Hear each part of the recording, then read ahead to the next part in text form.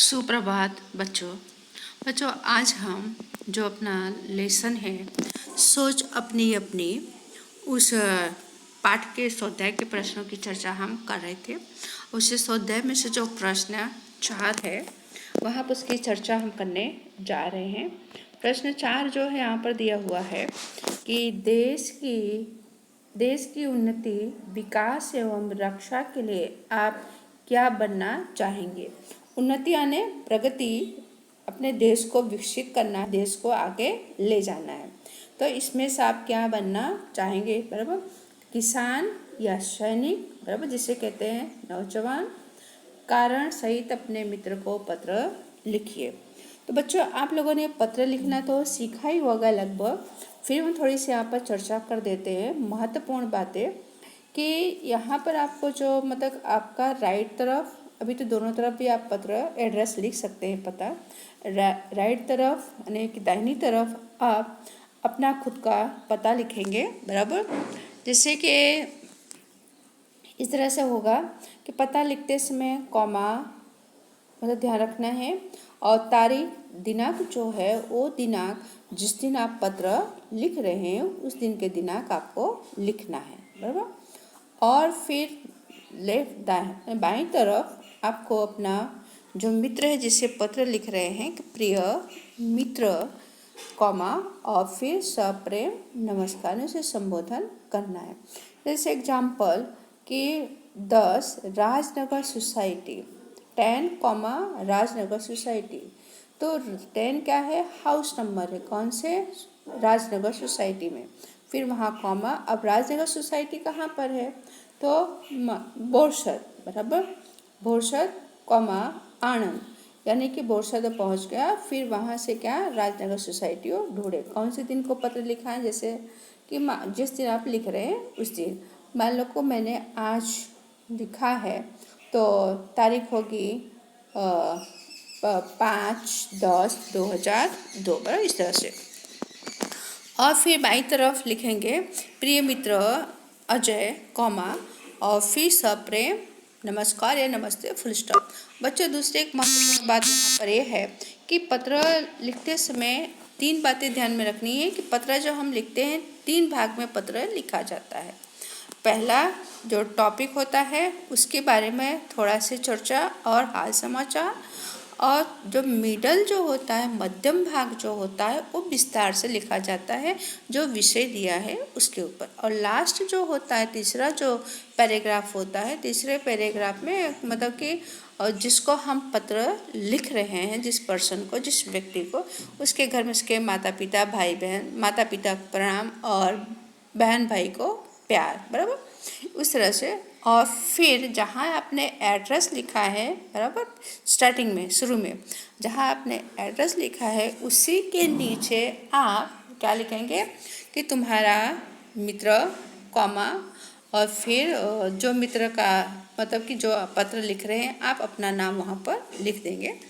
तो ऐसे भी मैं आपको पत्र लिख करके तो भेज ही रही हूँ, आप उसमें से अपने तरीके से भी लिख सकते हैं, बराबर, अनुमान करके। तो देखते हैं यहाँ पर अब फर्स्ट पैराग्राफ में हम क्या लिखेंगे पत्र में कि बहुत दिनों बाद तुम्हारा पत्र आया और बोर्ड की परीक्षा में प्रथम पुरस्कार मिलने पर तुम्हें ढेर सारी बधाई। पत्र में तो पूछा है किसान या सैनिक बनने के बारे में, बराबर, तुम्हारी पसंद क्या है। तो बड़ा विचित्र, बड़ा टेढ़ा सवाल है, क्योंकि हमारे देश में किसान और सैनिक या जवान दोनों का महत्व है। यदि जवान राष्ट्र का रक्षक है तो किसान हमारे अन्नदाता हैं। फिर भी मैं तो किसान बनना ही पसंद करूँगा। फिर अब ये आगे लिख रहे हैं कि हमारे देश की आबादी बढ़ती ही जा रही है। आज भी हमारे यहाँ बहुत से लोगों को 2 वक्त की रोटी नहीं मिलती है। अनाज महंगे हैं, दालें, मसाले और तेल भी महंगा है। ये चीज़ें सबको सरल नहीं है। देश में लाखों बच्चे कुपोषण के शिकार हैं क्योंकि उनको जरूरी पौष्टिक आहार नहीं मिलता। पौष्टिक आहार यानी चावल, दाल, रोटी, सब्जी, सलाद, फल वगैरह इत्यादि नहीं मिलता। इस खाद्य समस्या का हल किसान के विकास से ही हो सकता है। खेती में अनाज, दालें सरल होंगी। देश के जवानों को भी खाद्य पदार्थ की पूर्ति करनी पड़ती है। इस प्रकार हाल में हालात को देखते हुए किसान बनना ही पसंद करूँगा।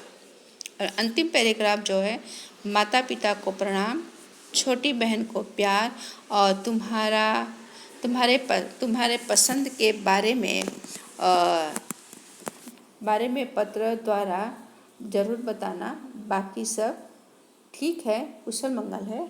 और फिर जहाँ पर एड्रेस लिखा है उसी के सीक्वेंस में लास्ट में तुम्हारा मित्र कॉमा देवन पटेल। ओके, इस तरह से। अब अच्छा आगे देखते हैं यहाँ पे भाषा सज्जता।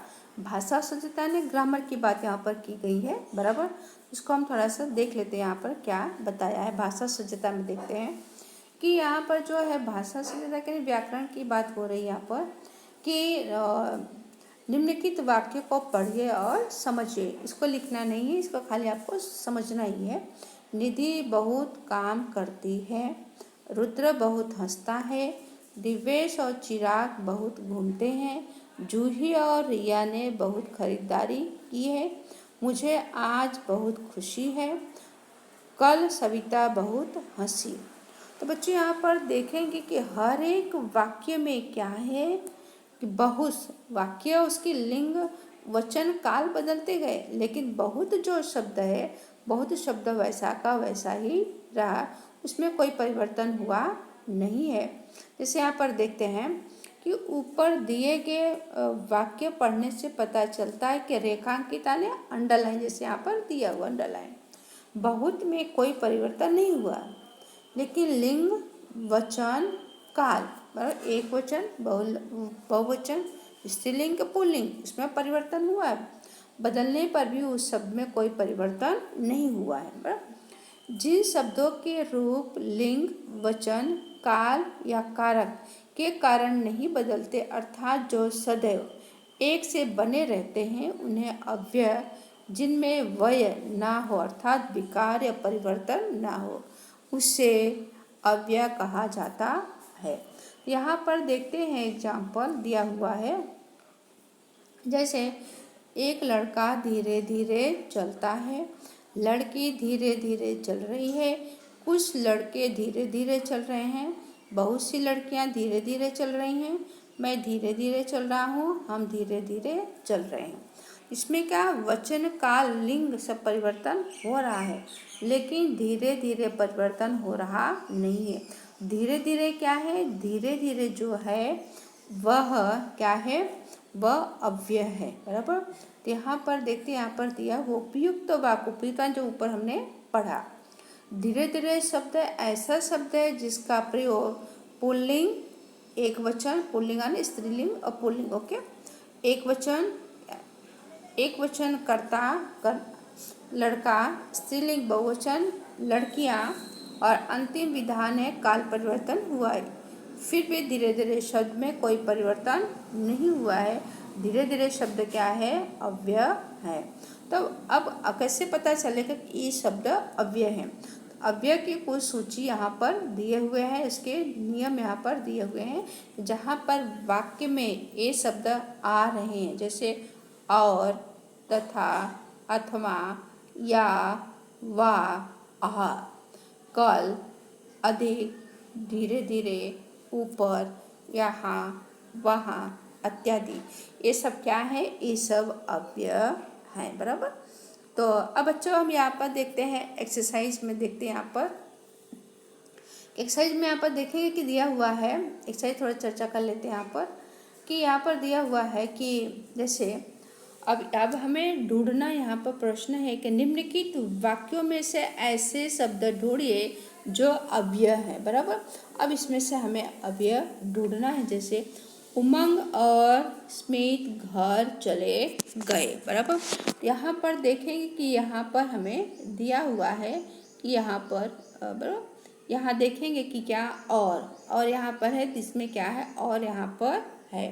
तो और शब्द क्या है, उमंग और स्मित को संज्ञाओं को जोड़ने का कार्य करता है, बराबर। फिर दूसरा जो है, तुम्हें अपने जन्मदिन पर कैमरा चाहिए या मोबाइल चाहिए, बराबर। अब देखेंगे यहाँ पर क्या है, या यहाँ पर है, ओके। तो यह क्या हुआ, अव्यय हुआ। तो यह शब्द कैमरा और मोबाइल में से किसी एक का निर्देश करता है। या कैमरा चाहिए या मोबाइल, दो में से कोई एक को लेना है ऐसा। वाह क्या कैच लिया, बराबर। वाह, वाह यहाँ पर है, बराबर। वाह यहाँ पर है, तो वाह क्या है, तारीफ करता है, तारीफ उद्गार सूचित करता है, अन्य प्रशंसा करता है, बराबर। तो वाह ये मतलब अव्यय शब्द। फिर फोर्थ जो है, दुर्योधन तथा कर्ण में गहरी मित्रता थी, बराबर। तथा, बराबर, यहाँ पर देखेंगे तथा यहाँ पर है, बराबर। तो तथा शब्द का दुर्योधन और कर्ण संज्ञाओं को क्या कर रहा है, जोड़ने का काम कर रहा है, ओके। फिफ्थ जो है, वह तेज दौड़ा। अब यहाँ पर दिया हुआ नहीं है, तो तेज को भी तेज भी क्या है, अव्यय ही है, यहाँ पर लिखने के लिए रह गया है। तो तेज शब्द क्या है, दौड़ने की क्रिया की क्या कर रहा है, विशेषता बता रहा है।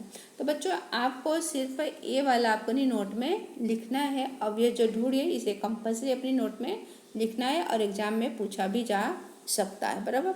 आपको सिर्फ इसमें से क्या लिखना है, लेटर लिखना है, और ये जो व्याकरण जो विभाग है निम्नलिखित वाक्यों में से अव्यय छांट कर लिखिए, बराबर। ये पांचों लिखना है। आपको PDF बनाकर मैं भेज रही हूँ, उसमें से आप देख करके लिख डालिए। Thank you.